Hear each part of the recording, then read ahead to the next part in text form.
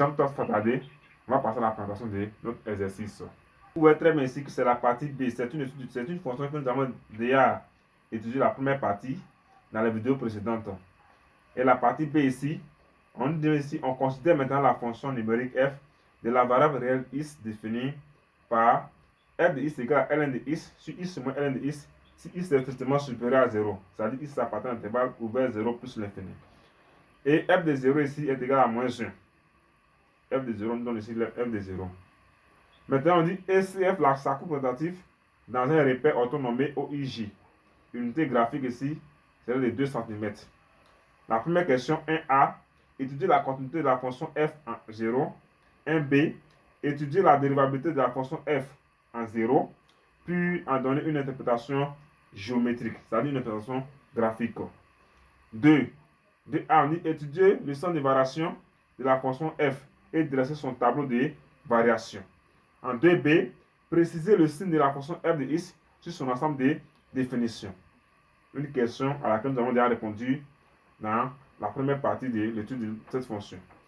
3A, déterminer une équation de la tangente t à la courbe CF au point d'abscisse x égale à 1.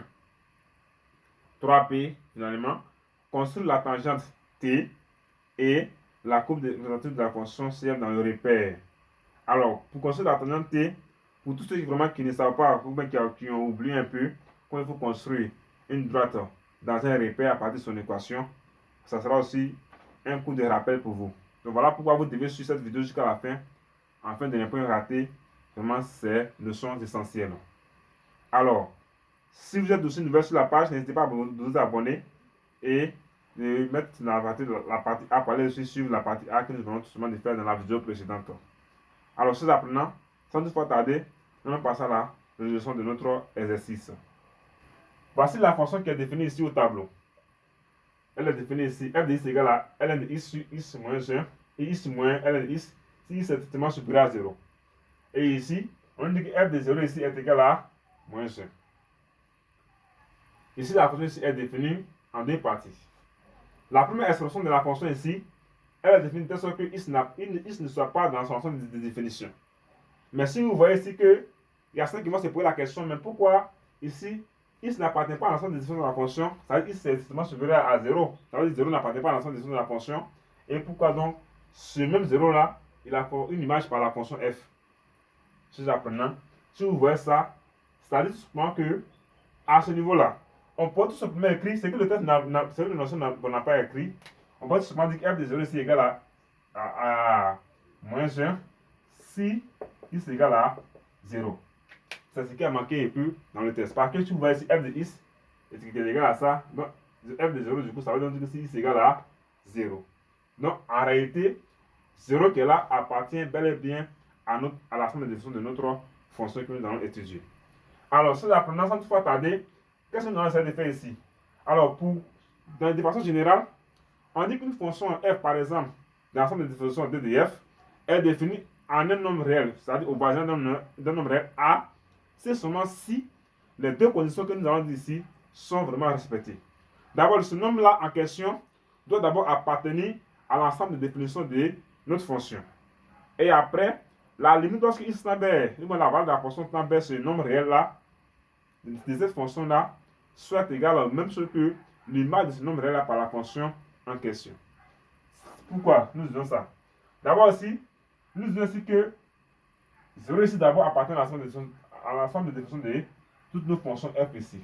Pourquoi? Parce que 0 ici a une image bien définie par la fonction. Donc ici, on dit à ce point que nous avons ici 0, nous avons 0 qui appartient à d de f. d de f n'est pas obligatoirement, ce n'était pas seulement, non, mais on dit d de f en général.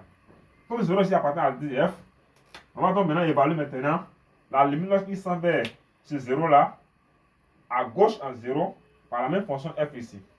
Alors, 0 appartient à l'ensemble des définitions de la fonction f, et cette fois-ci, on commence maintenant les calculs de limite. Limite, lorsqu'il s'en vers 0, ici, nous voyons très bien que ici, la fonction f ici, elle serait comment tout simplement? Dans cette première expression-là, elle est définie ici à droite en 0. Donc lorsqu'il s'en met 0 à droite ici, de notre fonction f ici est égal à quoi?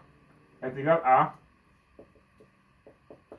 la limite lorsque x tend vers 0. On voit bon, les seuls mettre 0. Pourquoi? Parce que nous avons déjà dit que 0 ici appartient à 2df.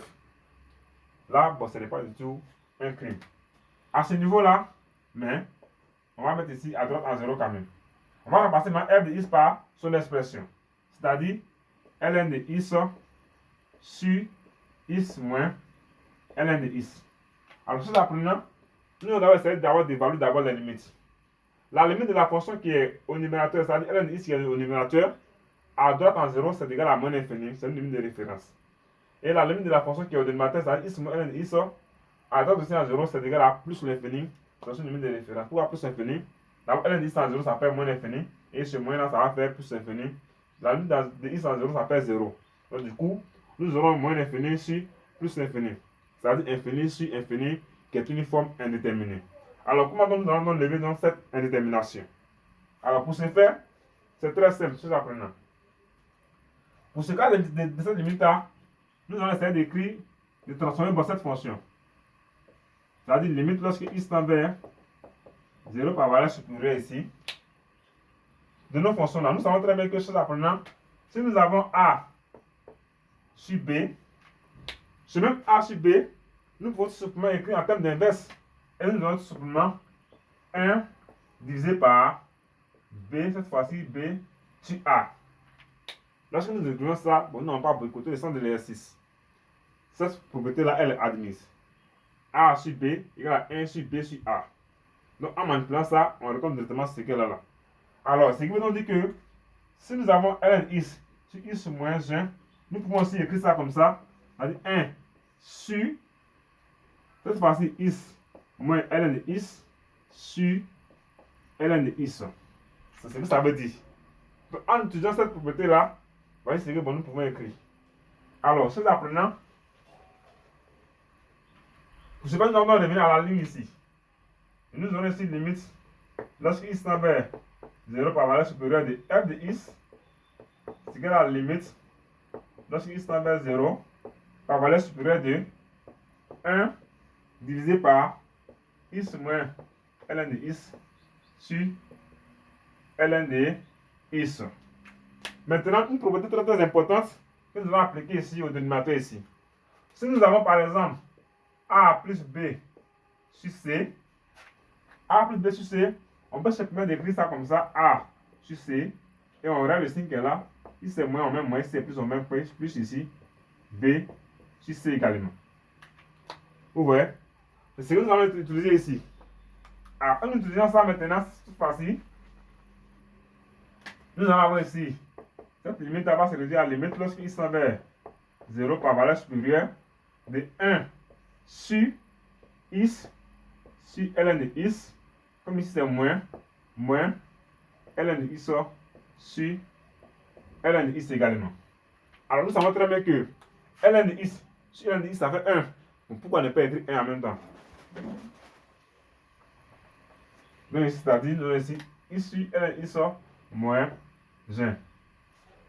Voici notre bonne fonction. Alors essayons maintenant d'évaluer les limites en 0, s'il n'y a pas de forme indéterminée. Alors, si nous apprenons, nous avons que cette fonction qui est là, la limite de x en 0, ça fait 0. La limite de ln x, ça fait moins l'infini ici en 0. Nous savons si nous avons ici 0 sur infini, comme 0 c'est un réel, nous savons très bien que réel sur infini, ça fait 0. Donc, ça va donc dire que, comme ça, la limite de cette fonction, elle fait 0. Et la limite de moins 1 qui est une constante en 0, ça fait la constante elle-même. Moins 1. Donc, la limite de toute cette fonction qui est au dénominateur de 1 ici, va se réduire à la limite de moins 1 en 0, c'est-à-dire nous ici moins 1 au dénominateur. Et au numérateur, la limite de 1 en 0 aussi, ça fait 1 également. Donc nous aurons ici 1 sur moins 1 qui va faire tout simplement ici moins 1. Donc nous avons ici limite lorsque x tend vers 0 par valeur supérieure de f de x ici est égal à moins 1. Et nous allons maintenant justifier car la limite lorsque x tend vers 0 par valeur supérieure de x, ln de x ici égale à 0. C'est tout ce que nous pouvons dire. Alors, qu'est-ce que nous constatons chez l'apprenant? Nous remarquons très bien que 0 non seulement appartient à l'ensemble des définitions de la fonction f ici, et nous voyons ici que la limite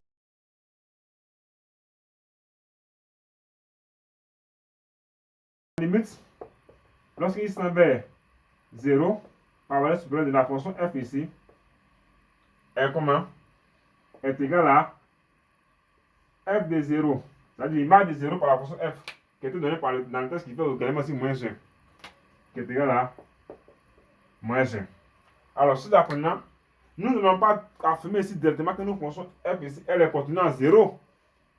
Vous voyez? Mais on peut tout simplement affirmer ici que notre fonction f ici, elle serait tout simplement contenue à droite en 0.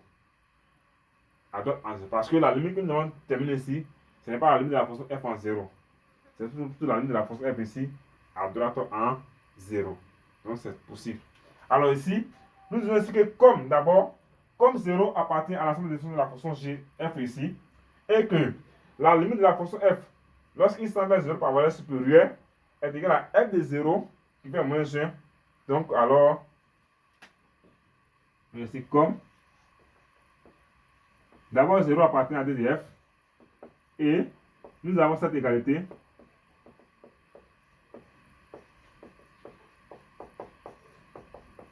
qui est égale à f de 0. Alors nous devons supposer que la fonction f ici est contenue à droite en 0.